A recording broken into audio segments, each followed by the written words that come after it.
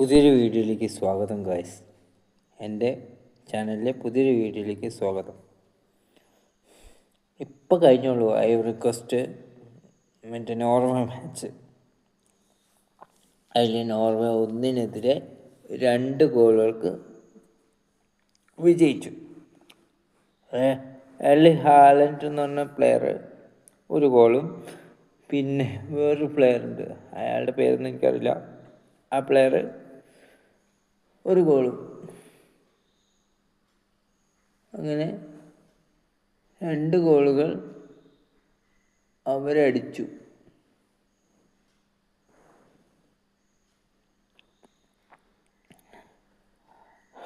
മറ്റേ Ivory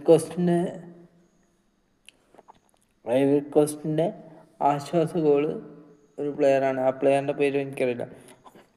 72-ാം മിനിറ്റിലോ 74-ാം മിനിറ്റിലെങ്ങാണ്ടാണ് Ivory Coast അടിക്കുന്നത്.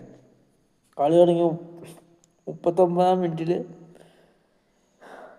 നോർവേയുടെ ഒരു യുവ പ്ലെയർ അടിച്ചു. 85-ാം മിനിറ്റിൽ നമ്മുടെ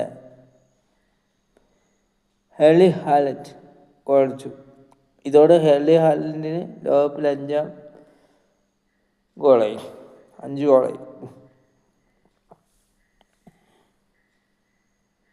അപ്പോൾ ബ്രസീലിന് എതിരാളികളായി നോർവേയും ബ്രസീലും ആയിരിക്കും റൗണ്ട് ഓഫ് 16 കളിക്കുന്നത്. അതിലാരും മുന്നോട്ട് പോകുമെന്ന് നമുക്ക് കണ്ടറിയാം. നല്ല മാച്ച്, 2 സൈഡിൽ നിന്നും അറ്റാക്കും കാര്യങ്ങളൊക്കെ ഉണ്ടായിരുന്നു.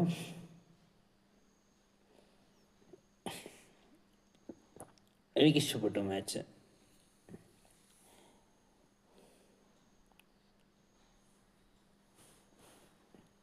ഞാൻ വിചാരിച്ചു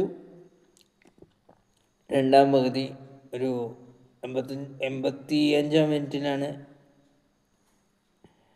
86-ാം മിനിറ്റിലാണ് നോർവേയുടെ 2-ാം ഗോൾ വരുന്നത്.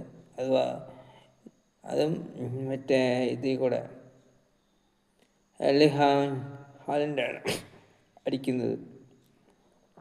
മറ്റൊരു ഗ്രൗണ്ട് എന്താ പറയുക, ആദ്യത്തെ ഗോളൊരു ഫ്രീ കിക്കല്ല, എന്നാൽ